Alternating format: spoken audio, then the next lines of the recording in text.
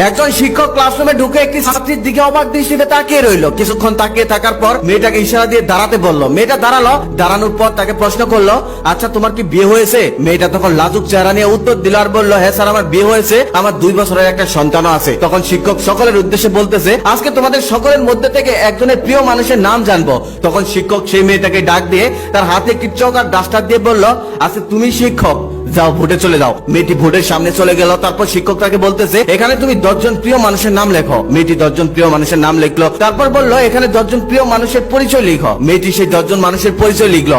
প্রথম জন ছিল মা, দ্বিতীয় জন ছিল বাবা, তৃতীয় জন ছিল ভাই, চতুর্থ জন ছিল স্বামী, পঞ্চম নাম্বারে ছিল তার সন্তানের নাম। বাকি 5 জনের মধ্যে 3 জন হলো তার বন্ধু আর 2 জন হলো প্রতিবেশী। তখন শিক্ষক তাকে বললো, এখান থেকে 5টি নাম তুমি কেটে ফেলো। তারপর মেয়েটি একটু ভেবে 5টি নাম কেটে ফেললো। তারপর শিক্ষক আবার বললো, এখান থেকে তুমি আরো 2টি নাম কেটে ফেলো। মেয়েটি এখন একটু ভাবনায় পড়ে গেল। ভাবতে ভাবতে আরো 2টি নাম কেটে ফেললো। তখন শিক্ষক আবার বললো, এখান থেকে তুমি আরো একটি নাম কেটে ফেলো। এবার মেয়েটি ভাবনায় পড়ে গেল। মেয়েটির চোখে জল এসে গেল। মেয়েটি কাঁদতে লাগলো। মেয়েটি এখন কার নাম কাটবে, কার নাম রাখবে? ক্লাসটা যেমন হাসি খুশি দিয়ে শুরু হলো, এখন আর ক্লাসে সেই হাসি খুশি নেই। সবাই অধীর আগ্রহে অপেক্ষা করছে মেয়েটা এখন কার নাম কাটবে সেটা দেখার জন্য। কিন্তু মেয়েটা কারণ আমি কাটতেছে না। তখন শিক্ষক পিছন থেকে বলল, মা এটা সামান্য একটা সাইকোলজিক্যাল গেম, আর কিছুই না। এখান থেকে একজনকে তোমাকে মেরে ফেলতে বলা হয়নি, জাস্ট নাম কাটতে বলা হয়েছে। তুমি এত চিন্তা করো না, কান্না করো না, একটা নাম কেটে ফেলো। তখন মেয়েটি একটা নাম কেটে ফেললো, সেটা হলো তার সন্তানের নাম। এখন শুধু একটি নাম অবশিষ্ট হলো, সেটা তার স্বামীর নাম। তখন শিক্ষক পেয়ে গেল তার সব থেকে প্রিয় মানুষ কোনটি। তখন শিক্ষক তাকে সামনে ডেকে এনে বলল, মা তোমার মনের উপর দিয়ে যে ঝড় আজকে বয়ে গেল, এটার জন্য আমি দুঃখিত, আমাকে ক্ষমা করো। তারপর তার ব্যাগ থেকে একটা গিফটের বক্স বের করে বলল, এখানে 10টি গিফট আছে, তোমার 10 জন প্রিয় মানুষকে একটি একটি করে দিয়ে দিও। আরেকটি প্রশ্ন আমি তোমার কাছে জানতে চাই, তোমার 3 জন বন্ধু আর 2 জন প্রতিবেশীর নাম না হয় কেটে দিলে, কিন্তু তোমার মা তোমাকে গর্ভে ধারণ করেছে, বাবা তোমাকে লালন পালন করেছে, ভাই তোমাকে ভালোবেসেছে। শুনেছি একটা মায়ের কাছে নাকি তার সন্তান সব থেকে দামি। এই 4 জন মানুষই ছিল তোমার জীবনের গুরুত্বপূর্ণ মানুষ, কিন্তু তুমি 4 জনের নামই কেটে দিলে, শুধু রেখে দিলে স্বামীর নাম। এটা কেন জানতে পারি?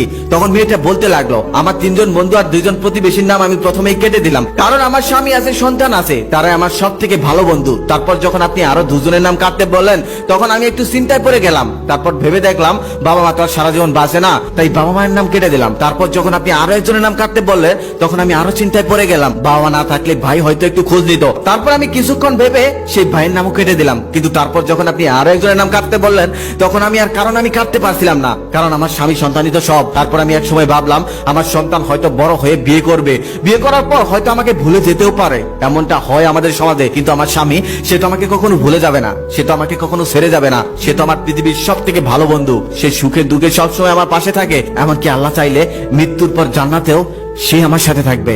এটা ভেবে আমি আমার সন্তানের নাম কেটে দিলাম আর স্বামীর নাম রেখে দিলাম। তখন শিক্ষক আর কিছুই বললো না, ক্লাস সেখানে ছুটি দিয়ে দিল, সবাই বাড়ি চলে গেল। কিছুদিন পর সেই মেয়েটা অসুস্থ হলো। অসুস্থ অবস্থায় তার স্বামীকে ডেকে বলল, আচ্ছা আমি যদি মারা যাই তুমি ঠিক কতদিন পর আমার বিয়ে করবে? তখন তার স্বামী বলল, এমনটা হবে না, এমন বাজে কথা বলো না। তখন তার স্ত্রী বলল, তুমি সত্যি করে বলো না, তুমি আমি মারা যাওয়ার কতদিন পর বিয়ে করবে? তখন তার স্বামী বলল, পৃথিবীতে বেঁচে থাকতে হলে একজন মানুষের প্রয়োজন হয়, না চাইলেও একজন মানুষকে আপন করে নিতে হয়। তুমি যদি সত্যি না থাকো তাহলে তো একজনকে আপন করে নিতেই হবে, কিন্তু তুমিই বলো আমি ঠিক কতদিন পর বিয়ে করব? তখন মেয়েটি বলল, আমার কবর যতদিন না শুকায় ততদিন তুমি বিয়ে করতে পারবে না। তার কিছুদিন পর তার স্ত্রী মারা গেল, কবর দেওয়া হলো। প্রত্যেকদিন তার স্বামী তার কবরে গিয়ে জিয়ারত করে আসতো, কিন্তু প্রত্যেক দিনই দেখতো তার কবর ভেজা, তার কবর শুকায় না। একদিন তিনি কবর জিয়ারত করে আসছিলেন, ঠিক সেই সময় দেখতে পারলেন তার শালাবাবু এক বালতি পানি নিয়ে কবরের দিকে যাচ্ছিলেন। তখন তিনি তার শালাবাবুকে জিজ্ঞেস করলো, আচ্ছা তুমি এক বালতি পানি নিয়ে কোথায় যাইতেছ? তখন শালাবাবু যে উত্তর দিল সেটা শুনে সে অবাক হয়ে গেল।